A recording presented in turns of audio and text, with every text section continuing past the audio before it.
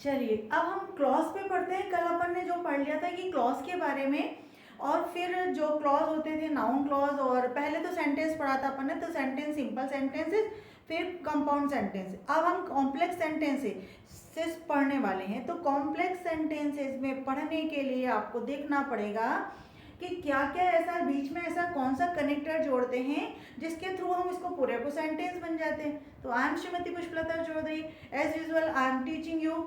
अभी क्या पढ़ना है ये तो मैंने बता दिया, लेकिन अब इसको ये ध्यान रखना है कि कल तक के हमने क्या किया था कि जब केवल एक सब्जेक्ट के और एक वर्ब हो तो वो उसके साथ और मीनिंगफुल सेंटेंस दे रहा है, मीनिंग दे रहा है, तो वो सिंपल सेंटेंसेस था, है ना। बट जब फैन बॉयज यानी F for B for but, A for and, O for or, ये सब जुड़ करके कंपाउंड कंजंक्शन जुड़ रहे थे, तो क्या हो रहा था, कंपाउंड सेंटेंस हो रहा था। बट अब हमें कंपाउंड सेंटेंस ही पढ़ना है, बट थोड़ा सा कॉम्प्लेक्स हो जाता है। तो कंपाउंड सेंटेंस में क्या हो रहा था कि एक चीज को हटा देते थे, दो सेंटेंस को जोड़ रहे थे, और फिर इसको हटा करके दो सेंटेंस को फिर भी वैसा बना ले रहे थे, है ना। जैसे I am a boy but he is a girl, है ना, ठीक है ना।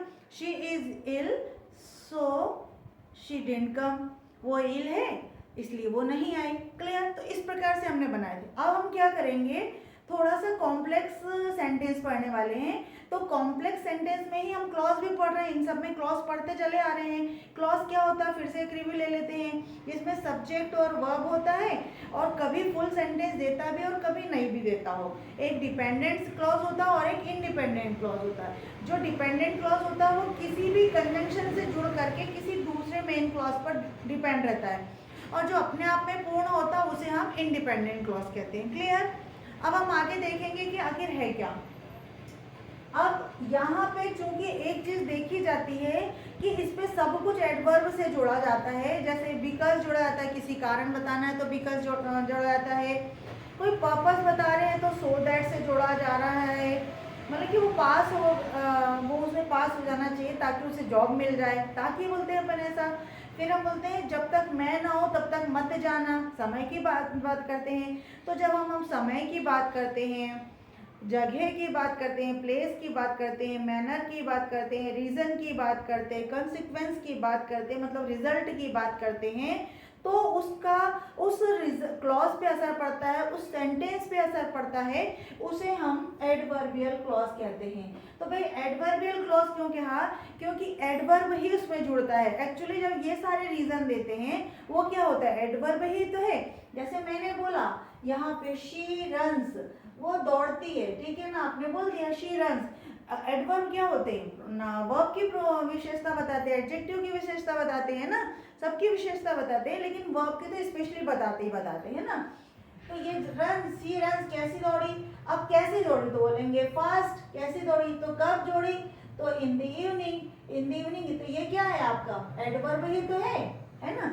तो जब ये तो केवल एक वर्ड है इसलिए अपन ने एडवर्ब कह दिया, लेकिन जब हम बहुत सारा कोई क्लॉज बोलेंगे, किसी क्लॉज के थ्रू उसको जोड़ेंगे, दो सेंटेंस को जोड़ेंगे, तीन सेंटेंस को जोड़ेंगे, तब हम उसे वहां पे एडवर्बियल क्लॉज कहेंगे। क्या कहेंगे, एडवर्बियल क्लॉज। एग्जांपल के थ्रू देखेंगे। लेकिन अब देखना है कि एग्जाम में क्वेश्चन कैसा बनता है। पहली बात तो क्वेश्चन सिंपल दो सेंटेंस बता दिए और ब्रैकेट में लिख दिया जाएगा कंबाइन द टू सेंटेंस या मेक अ कॉम्प्लेक्स सेंटेंस, है ना। और यदि आपको कोई ऐसा पढ़ने की दृष्टि से, रिवीजन की दृष्टि से कोई प्रश्न आएगा तो कैसा आएगा, combine the two sentences to make a complex sentences with an adverbial clause. अब कॉम्प्लेक्स सेंटेंस ही बना रहे हैं अपन, है ना। कॉम्प्लेक्स सेंटेंस में ही अपन एडवर्ब क्लॉज का या एडवर्ब का यूज करते हैं, क्योंकि उसी में हम रीजन बताते हैं, उसी हम टाइम बताते हैं, उसी में हम प्लेस बताते हैं, तो ये सब होता है ना। अब एक एग्जांपल देखते हैं। शी डिड नॉट कम, वो नहीं आई, एक सेंटेंस खत्म। शी वॉज इल, वो बीमार थी, एक सेंटेंस खत्म। दोनों सेंटेंस अपने आप में इंडिपेंडेंट है, भाई वो बीमार थी और वो नहीं आई। क्लियर। लेकिन अब हम इन दोनों को जोड़ करके हम एक सेंटेंस बनाएंगे, तो ये सेंटेंस हट जाएगा, ये यहाँ से फुल स्टॉप हटा देंगे और हमने क्या जोड़ दिया, because. She didn't come because she was ill, वो नहीं आई क्योंकि वह बीमार थी, क्योंकि वह बीमार थी। हम उसने हमें बताया ना, मतलब कोई बताया उसने हमें क्योंकि, यहाँ पे क्या मीनिंग निकल रहा है क्योंकि, तो हमने क्या कर दिया, इसका फुल स्टॉप लगा करके यहाँ पे हटा करके इसे कंजंक्शन को जोड़ दिया।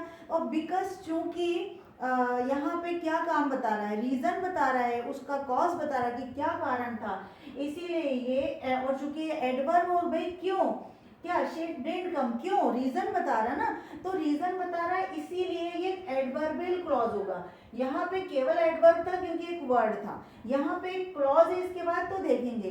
देखो इसको पहले समझ लो, ये क्या है आपका सब्जेक्ट, ये क्या है आपकी वर्ब, तो ये तो आपका अभी भी इंडिपेंडेंट क्लॉज है, इसको कोई किसी से मतलब नहीं। लेकिन बिकॉज शी वॉज इल, क्योंकि वह बीमार थी, तो ये आपका सब्जेक्ट हो गया और ये आपका वर्ब हो गया। तो यहाँ से यहाँ तक का जब सेंटेंस हम जोड़ेंगे, तो क्योंकि वह बीमार थी थोड़ा सा अधूरा लग रहा है, पूरा सेंस नहीं दे रहा, कौन, क्योंकि वह बीमार थी, तो भाई फिर वह कौन बीमार थी, तो फिर अगर यहाँ पे अगर हम इसको लिख देते रिया, हम यहाँ लिख देते रिया डिड नॉट कम, क्योंकि पहला है तो पहले हमें इनको क्या करना पड़ेगा, नाम देना पड़ेगा। चलो she didn't come because she was ill, क्योंकि ये देखो यहाँ पे सब्जेक्ट भी है, यहाँ पे वर्ब भी है, और क्लॉज होने के लिए क्या जरूरी है, सब्जेक्ट भी होना चाहिए और वर्ब भी होना चाहिए और सेंस भी देना चाहिए। भाई अधूरा सेंस दे, पर दे तो रहा है ना, क्योंकि वह बीमार थी, तो बीमार थी तो मतलब कुछ तो भी अधूरा था सामने, इसका रीजन कुछ कारण रहा होगा ना, तो ये उसका कारण बताया है। और ये काय से जोड़ दिया अपन ने, एडवर्बियल क्लॉज बना दिया और ये एडवर्ब से जोड़ दिया, इसमें रीजन बता रहा है। अब एक जैसा तो नहीं होगा ना, एक जैसे सेंटेंस जोड़ेंगे नहीं अपन, दूसरा सेंटेंस देखेंगे, ही वर्क्स हार्ड, वो कठिन परिश्रम करता है या बहुत मेहनत करता है, ही मे पास द एग्जामिनेशन, वो एग्जाम में पास हो सके, या अलग अलग सेंटेंस है, इनको अब अपन जोड़ते हैं। ही वर्क्स हार्ड, वो कठिन परिश्रम करता है, so that he may pass the examination, ताकि, सो दैट का मीनिंग क्या हुआ, ताकि वह एग्जामिनेशन में पास हो सके। तो देखो यहाँ पे वो क्यों करता है, ये बताया ना कि वो क्यों करता है, वो पास हो सके इसीलिए, तो यहाँ पे बता रहा है वो पर्पस, क्या बता रहा है, पर्पस बता रहा है, और यहाँ पे आपको वो रीजन बता रहा है, यहाँ पे आपको रीजन बता रहा है। तो जब कभी रीजन बताए, टाइम बताए, प्लेस बताए, और एज सुन एज बोलते हैं ना, कंडीशन बता दे, इफ आई वर देयर, यदि मैं वहां होती तो I would do this work, इस प्रकार के भी सेंटेंस बनते हैं ना कंडीशनल वाले भी, तो वहां पे कंडीशन बताए, वहां पे हमें एडवर्बियल क्लॉज होता ही होता है। क्लियर? एक एग्जांपल के थ्रू और समझते हैं, फिर देखेंगे कहाँ कहाँ इसे यूज करते हैं। The train arrived at the platform, train कहाँ पहुंची, प्लेटफॉर्म पे पहुंच गई, ठीक है। At once he boarded the train, ऐसे ही वो, जैसे वैसे ही वो चढ़ गया, कौन चढ़ गया, सामने वाला कोई बंदा। अब अपने यहाँ तो दोनों सेंटेंस बिल्कुल फ्री है अपने अपने, the train arrived the platform at once the he boarded the train, वो चढ़ गया, ठीक है ना। लेकिन अब इसे हम दोनों क्लॉज, दोनों सेंटेंस को दो क्लॉज बना के एक सेंटेंस बनाना है, तो ऑब्वियसली यहाँ का फुल स्टॉप हम हटा देंगे।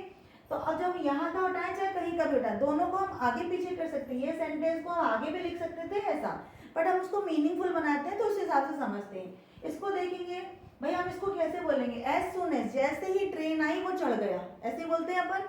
तो अपन यहाँ पे पहले भी लगा सकते हैं, ये जो एडवर्ब होता है या जो ये कंजंक्शन होता है, इसको हम पहले भी लगा सकते हैं। देखो कैसे, मीनिंग के आधार पर, as soon as the train arrived at the platform, जैसे ही ट्रेन प्लेटफॉर्म पे पहुंची, ही बोर्ड द ट्रेन, वो ट्रेन पे चढ़ गया। एज सुन एज, जैसे, जितना जल्दी उतना जल्दी, जैसे ही पहुंची वो ट्रेन, मतलब ट्रेन में चढ़ गया, बोर्ड मतलब चढ़ना, ठीक है ना, बोर्डेड द ट्रेन। तो ये एक सेंटेंस बन गया। ये दोनों क्लॉज में यहाँ पर ध्यान रखना है, जब अपन एज सुन एज सामने लगाते हैं तो यहाँ पे हमें क्या लगाना है, कॉमा लगाना है, ठीक है ना। और जब हम बीच में लगाते हैं तो कॉमा नहीं लगाना। जब बीच में हमने, देखो बीच में लगाया तो यहाँ पे हमने कॉमा नहीं दिया, बीच में लगाया तो हमने यहाँ कॉमा नहीं दिया, लेकिन यहाँ पहले लग गया है तो यहाँ पे कॉमा लगा। तो थोड़ा सा ध्यान इनको चीज़ों को रखना पड़ेगा। अब यहाँ तक तो ये केवल एग्जाम्पल की बात है, एग्जाम्पल तो बहुत पढ़ेंगे अभी अपन, बहुत एग्जाम लेंगे, लेकिन ये कहाँ कहाँ यूज़ होता है, तो हम इसे पहचानेंगे कैसे कि भाई ये एडवर्बियल क्लॉज है। मैं बार बार बता दी, जहाँ पे रीज़न पूछेगा, जहाँ पे पर्पस बताएगा, सो दैट, में, माइट, ये सब आएगा, तब आपको यहाँ पे रीज़न पूछेगा, बिकॉज, सो, एज लगा होगा, व्हेन लगा होगा, आफ्टर लगा होगा, बिफोर लगा होगा। इस प्रकार के जब सेंटेंस मिलेंगे तब आप समझ जाएंगे कि इसके साथ में जो सेकेंड वाला क्लॉज है वो एडवर्बियल क्लॉज है ना। तो इसको देखने के लिए थोड़ा सा अपन थोड़ा सा चार्ट देख लेते हैं। क्लियर? चार्ट को देख लेंगे अपन, तो ये जो मैनर बताएगा, मैनर अपन ये सब एडवर्ब में पढ़ चुके हैं ना, मैनर, टाइम, प्लेस, यही तो बताते हैं एडवर्ब। तो मैनर क्या पूछेगा, एज इफ, हाउ का आंसर देगा, कैसा है, भाई वो तो ऐसे बात कर रही थी जैसे वो मेरी कोई बहन होगी, वो तो ऐसे देख रही थी वो मुझे जैसे वो मुझे जानता हूँ, ऐसे ऐसे बोलते हैं ना, तो ये हो सकता है, इसके अंदर ये हो सकता है। टाइम अगर वाला पूछता है तो भाई इसमें तो बहुत सारा होता है, अनटिल हो सकता है, जब तक नहीं, है ना, टिल तब तक, बिफोर पहले, after, as soon as, no sooner than, ये भी एज सून एज की जगह पे काम करता है, लेकिन इसके साथ देन लगता है ना, व्हेन जब, I was calling when you came, जब तुम मेरे घर आई, मैं कॉल कर रही थी। Clear? When you came, when you came when I was calling, ऐसा भी हो सकता है ना, ये उसको भी समझाती हूँ। तीसरा कंडीशन, कंडीशन में भी होता है कि भाई आप condition, if you are there so I would teach you, तुम वहाँ होती तो मैं तुम्हें पढ़ाती, है ना, इस प्रकार से सेंटेंस कंडीशन बन सकती है। Until, until you come don't go, जब तक तुम नहीं आओ मत जाना, अनटिल आई कम, जब तक मैं नहीं आऊँ तुम मत जाना, इस प्रकार से कंडीशन दे दी है ना। प्लेस, प्लेस में तो where, wherever, in the class, ये सभी आएगा, है ना, ये भी आ जाएगा। कंपेरिजन, लेकिन इन द क्लास में क्या हो गया, प्रपोजिशन का ऑब्जेक्ट होगा, उसको अपन थोड़ा डिटेल में लेंगे, अभी अपन केवल इस पे बात करते हैं। कंपेरिजन, कंपेरिजन तो करते हैं ना, जैसी वो है ऐसी तुम है, एज और एज के साथ करते हैं, एज बिग एज, है ना, फिर सो एज इसके समान, फिर देन भी कंपेरिजन करने के लिए देन लगाते हैं। चलिए कॉज और रीजन भी बताते हैं, कई लोग तो रीजन कई सेंटेंस तो रीजन बताते हैं ना, कि बिकॉज लग जाएगा, सिंस लग जाएगा, एज लग जाएगा, ये भी हो जाएगा, है ना। बिकॉज में भी यहाँ पे ध्यान रखना कि जब तुम जानते हो उस बारे में, जब तुम पहले उस बारे में, तुम अकेले उस चीज के बारे में जानते हैं या तुम दो लोग उस बारे में जानते हैं, तब ये बिकॉज, दोनों का मीनिंग क्योंकि के लिए आता है।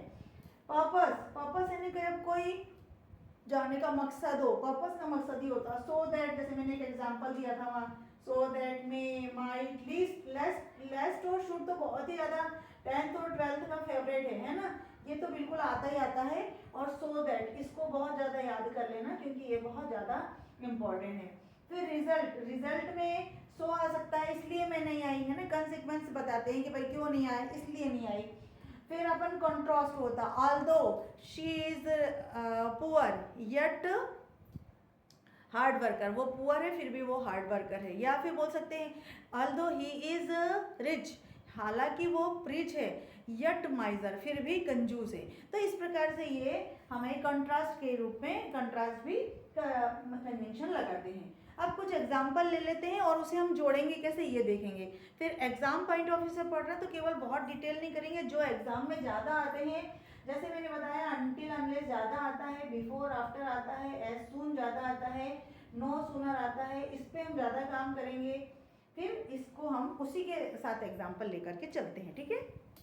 एग्जाम्पल देख लेंगे हम अपन, adverbial clause of time, time वाले देख लेंगे अपन, जो ज़्यादा आते हैं, जहाँ सबसे ज़्यादा कंफ्यूजन होता है ना, as soon as, no sooner than. वैसे मैंने जो फुल क्लॉज वाला वीडियो बनाया है वो आप मेरे को देख सकते हो लार्ज वीडियो में, बट ये मैं केवल एग्जाम पॉइंट ऑफ से बताती हूँ। जैसे बोला है कि the teacher enters the class, teacher class में एंट्री लेती है, अंदर आती ही है, तो स्टूडेंट स्टैंड अप, ये हर जगह होता है, इसलिए छोटा सा एग्जांपल है कि जैसे वो क्लास में आती है, बच्चे क्या होता है, स्टूडेंट क्या हो जाते हैं, उठ जाते हैं।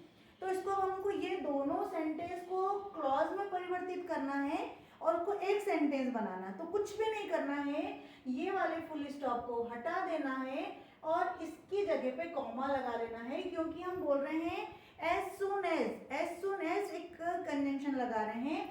As soon as the teacher enters the classroom, देखो कॉमा लगाया, द स्टूडेंट स्टैंड अप, जैसे ही टीचर क्लास में एंटर होती है स्टूडेंट्स खड़े हो जाते हैं। क्लियर?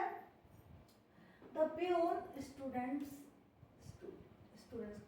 खड़े हो जाते हैं। सेकेंड वाला देखिए, the peon rings the bell, जो प्यून है वो रिंग्स बजाता है, घंटी बजाता है। The teachers leave the class, और शिक्षिकाएं या शिक्षक जो रहते हैं वो क्लास छोड़ देते हैं। आप वही बताना चाह रहे हैं, तो ये दोनों क्लॉज को फिर हम यहाँ पे एज सून एज करके यहाँ कॉमा कर देंगे, क्योंकि ये दोनों हम कंजंक्शन जो जोड़ रहे हैं वो सामने जोड़ रहे हैं, है ना, रीजन बता रहे हैं। जैसे ही एज सून एज, जैसे ही टाइम बता रहे हैं ना, as soon as the peon rings the bell, यहाँ comma the teachers leave the classroom, teacher classroom छोड़ देते हैं। क्लियर? लेकिन इसकी जगह पे अगर नो सूनर आ गया तो क्या करना है, नो सूनर के साथ एक बात ध्यान रखना है, एज सून एज के साथ में इधर कोई कंजंक्शन नहीं है, लेकिन नो सूनर के साथ में हमेशा आपको देन लगना ही लगना है, क्योंकि जैसे ही तब में गया ऐसे ही इसका मीनिंग निकलता। लेकिन एक चीज और ध्यान रखना है, नो सूनर के साथ थोड़ा सा ध्यान रखना है कि ये इनवर्जन लेता है। इनवर्जन लेता है जब अपन आपको पता है जब आप हेल्पिंग वर्ब से कोई क्वेश्चन पूछते हैं, do you wake up early in the morning, तो आप सब्जेक्ट के पहले क्या करते हैं, वर्ब लगाते हैं। फिर से बोल रही हूँ मैं, आप हमेशा ऐसा बोलते हो, यू वर्क हार्ड, तुम कठिन परिश्रम करते हैं, है ना। लेकिन अगर मैंने उसको प्रश्न बनाया तो ये डू यू वर्क हार्ड, क्या तुम वर्क हार्ड करते हो, डू यू वर्क हार्ड, तो ये क्या हुआ, अपन ने हेल्पिंग वर्ब को सामने ले आते हैं और सब्जेक्ट को अपन पीछे कर देते हैं, ऐसा हमेशा करते हैं। ऐसा ही जब नो सूनर की बात आती है तो वो किसी भी टेंस में हो, उससे मैटर नहीं करता, जिस टेंस में हो तो उसका इन्वर्जन वो लेता है। No sooner had, no sooner did, no sooner does, इस प्रकार से वो इन्वर्जन लेगा, उसको आपको वैसे पढ़ना पड़ेगा। इन्वर्जन मतलब हेल्पिंग वर्ब पहले आ जाएगी और जो सब्जेक्ट है वो बाद में आ जाएगा, ठीक है ना। No sooner does the peon ring the bell, जैसे ही प्यून ने रिंग बजाता है, देन, यहाँ देखो देन लगा दिया, then the teachers leave the classroom, classroom छोड़ देते हैं, तब क्लास रूम छोड़ देते हैं टीचर्स, ठीक है ना। द गार्ड विसल, गार्ड ने विसल बजाई, the train started moving of, obviously जब गार्ड विसल बजाता है तब ट्रेन चलने लगती है। उसको कैसे करेंगे, एज सून एज, जैसे ही ट्रेन चलने लगी, ऐसा नहीं, इसके अंदर कुछ और भी हो सकता था, कोई और भी व्हेन भी कर सकते थे, आफ्टर भी कर सकते, बिफोर भी कर सकते। आफ्टर और बिफोर का तो बहुत ज़्यादा है, मैंने जब प्रेजेंट परफेक्ट टेंस पढ़ाया था और पास्ट परफेक्ट टेंस पढ़ाया था तब इसको बहुत अच्छे से डिटेल किया था। अगर आपको वो चीज़ समझ में अभी यहाँ नहीं आ रही तो आप उस वीडियो को बहुत ही अच्छे से देख लेंगे, पास्ट परफेक्ट और प्रेजेंट परफेक्ट को, उसमें आपको ये चीज़ें बहुत अच्छे से मिल जाएगी। As soon as the guard whistle, जैसे ही गार्ड ने विसिल बजाई, द ट्रेन, देखो यहाँ पे फिर कॉमा लगा है क्योंकि बीच में नहीं है, ये कंजंक्शन हमारा बीच में नहीं है। The train started moving of, train क्या हो गई, चलने लगी, ठीक है ना। अब the building had collapsed, building क्या हो गई, कोलैप्स्ड हो गई। देन द इंजीनियर कम, तब इंजीनियर आया, कोलैप्स्ड हो गई तब। यहाँ पे भी तो टाइम बता रहे कब आया, जब वो ऐसा हो गया तब आया। इसको, हाँ यहाँ पे देखो अपन ने पहले कंजंक्शन लगाए हैं, यहाँ का कंजंक्शन अपन बीच में लगा रहे हैं। जब यहाँ बीच में कंजंक्शन फिट कर रहे हैं, एडवर्बियल क्लॉज है, मीनिंग बता रहा है, टाइम बता रहा है, तो यहाँ का जो कॉमा है वो अपन ने नहीं लगाया है। The building had collapsed, building collapsed हो चुकी थी, बिफोर द इंजीनियर कम। और हाँ एक चीज यहाँ ध्यान रखना, बिफोर के पहले वाला क्लॉज काय में आना चाहिए, हमेशा परफेक्ट टेंस में आना चाहिए, है ना, परफेक्ट टेंस में। ये देखो हेड लगा है, परफेक्ट टेंस है और ये थर्ड फॉर्म है वर्ब की। तो the building had collapsed before the engineer came, engineer क्या हो गया आपका, सब्जेक्ट हो गया, केम क्या हो गई आपकी वर्ब हो गई। इधर भी देख लेंगे, द ट्रेन क्या हो गया आपका, सब्जेक्ट हो गया, स्टार्टेड क्या हो गया आपकी वर्ब हो गई, द टीचर क्या हो गया आपका, सब्जेक्ट हो गया, ये लीव क्या हो गया आपकी वर्ब हो गई, द स्टूडेंट्स क्या हो गया आपके सब्जेक्ट हो गए और ये वर्ब हो गए। तो क्लियर, क्लॉज का मीनिंग समझ में आया। आगे भी देख लेते हैं, I will not leave the class, मैं क्लास नहीं छोड़ूंगी, by the time you come back, जब तक तुम नहीं आते, मतलब तुम्हारे आते तक। अब हम इसको एक सेंटेंस में कैसे बनाएंगे, तो किसी क्लॉज का सहारा ले, किसी कंजंक्शन या किसी एडवर्ब का सहारा ले लें। देखें, I will not leave the class, देखो I will not leave the class, मैं क्लास नहीं छोड़ूंगी अंटिल यू कम बैक, जब तक तुम ना आओ। जब अंटिल ना, जब इसमें नेगेटिव खुद ब खुद है, जब तक ना, जब तक तुम ना आओ, जब तक तुम ना आओ, तो ये अंटिल के पास का जो फुल स्टॉप था ये हटा दिया, अंटिल यू कम बैक, जब तक तुम ना आओ मैं क्लास नहीं छोड़ूंगी, ठीक है।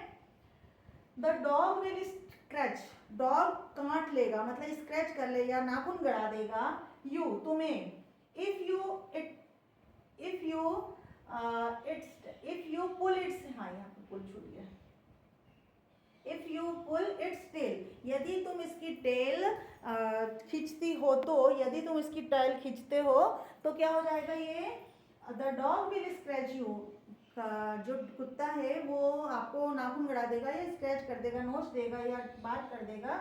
If you pull its tail, क्यों, यदि तुम इसकी पूंछ खींचती हो तो ये भी तो एक कंजंक्शन है, कंडीशन बता रहा, देखो यहाँ पे मैंने एक यहाँ पे कंडीशन का जोड़ लिया, यहाँ पे ये कंडीशन का कर दिया है ताकि आप समझ जाए एग्जाम में आते हैं। ये सब तो टाइम वाले थे और ये आपका कंडीशन वाला हो गया था। इफ यू पुल, यदि तुम उसकी टेल खींचती हो तो क्या हो जाएगा, डॉग तुम्हें काटेगा, ठीक है। अगर हमने इसको बीच में ना लिखते हुए आगे लिख देंगे तो भी चलेगा। If he had enough money, यदि उसके पास पैसा होता, पर्याप्त पैसा होता, he would buy a car, देखो ये पहला लिखा है तो भी यहाँ पे सब्जेक्ट है और ये वर्ब है, ये कंजंक्शन है, यहाँ पे भी सब्जेक्ट है और ये वर्ब है, यहाँ पे ये कंजंक्शन है, ये सब्जेक्ट है और ये वर्ब है, ये सब्जेक्ट है और ये वर्ब है, यानी दोनों क्लॉज में आपको सब्जेक्ट और वर्ब का कॉम्बिनेशन मिलेगा ही मिलेगा, क्लॉज है तो। आगे देखेंगे, एक पर्पस वाला भी ले लिया मैंने, बताया था मैंने कि जब पर्पस लगता है तब बताते हैं, उसका मकसद बताते हैं। वर्क हार्ड, कठिन परिश्रम करो, सो दैट यू मे पास, ताकि तुम पास हो सको, ताकि, सो दैट मतलब ताकि, ये बहुत ज्यादा आता है इसलिए मैंने इसको कवर किया है, ताकि यू मे पास। अब ध्यान रखना, अगर यहाँ पे ही वर्कड हार्ड होता, सपोज यहाँ होता ही वर्कड हार्ड, उसने कठिन परिश्रम किया, तो यहाँ पे मे का क्या हो जाता, माइट हो जाता, क्या हो जाता है यहाँ पे, मे का माइट हो जाता, सो दैट ही माइट पास, उसने कठिन परिश्रम कर सका कि वो पास हो सके, हाँ हो सके, क्लियर। तो इस प्रकार से आपको ध्यान रखना पड़ेगा, हर चीज का ध्यान में रखना पड़ेगा, क्लियर। और ये सो दैट, इफ, बिफोर, ये चीजें जो ज्यादा आती है मैंने उसको कवर करने की कोशिश की, और पिछले लास्ट ईयर के क्वेश्चन के आधार पर भी मैंने कोशिश की, ये ज्यादा आते हैं तो इनको करें। और बिकॉज और सो तो मैंने बहुत ज़्यादा बार बता दिया है, तो आप इसको बहुत ज़्यादा प्रैक्टिस करेंगे। और यदि आपके पास टाइम है, अभी बहुत कम टाइम है, वैसे तो टाइम है तो भी प्रैक्टिस कर लें ज़्यादा से ज़्यादा, और आने वाले फ्यूचर में बोर्ड क्लासेस की तैयारी करने के लिए अपने प्रिपरेशन करें, ठीक है। Thank you.